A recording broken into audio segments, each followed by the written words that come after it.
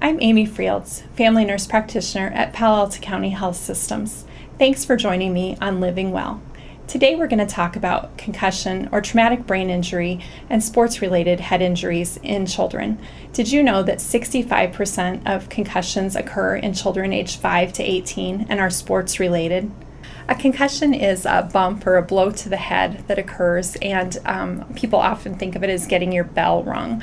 A force of energy goes through the brain tissue, and even though you can't see any injury, the tissue is altered by the force of energy, and the effects of it can last days to weeks to months. Teens and young adults are more at risk for concussion for two reasons. Because their brain is still growing and changing, and so the brain cells are more at risk for damage because they're not fully myelinated and insulated. And secondly, kids aren't as big as adults. They don't have the muscle tissue to absorb a force of energy as well as a fully grown person does. If your child's experienced a bump or a blow to the head, some of the signs and symptoms of a concussion to look for include appearing dazed or stunned, being confused about their position or assignment, forgetting an instruction or being unsure of their opponent or the score of the game, moving clumsily, answering questions slowly, a loss of consciousness even briefly, or not being able to recall events prior to the fall or after the fall. Some symptoms to look for in an athlete with a concussion include a headache or pressure in the head, nausea or vomiting, balance problems or dizziness, double or blurred vision, sensitivity to light or noise, feeling groggy or hazy, concentration problems, confusion, or just not feeling right. There's no 100% guarantee to prevent a concussion in sports, but certainly following a coach's rules for the games that you're playing is important, as well as practicing good sportsmanship.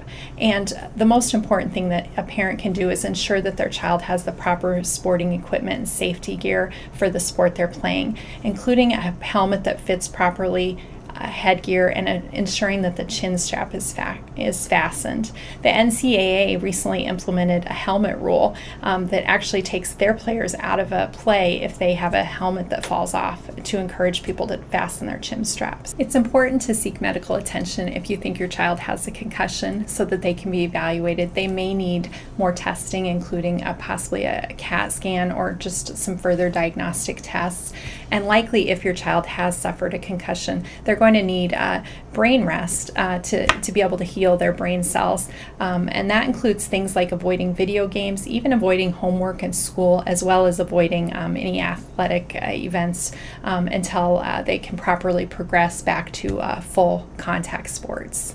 The reason why concussion has come into such spotlight recently is because they found that if a person goes back to play and has a second concussion or injury, they can actually suffer lifelong neurologic consequences. And they found this in many NFL players and boxers. And so it's really important to take your child out of a game if you suspect a concussion. And the coaches are well aware of this and in complete support of caring about the kids' long-term health. It's better to miss one game than miss the whole season. The Iowa High School Athletic Association has an entire website dedicated to concussion in Iowa athletes, as well as the CDC has a program called the Heads Up program where you can find lots of information about concussion and send for more information. You could also talk to your athletic trainer or your family doctor or coach, as there's been education certainly throughout our community about concussion.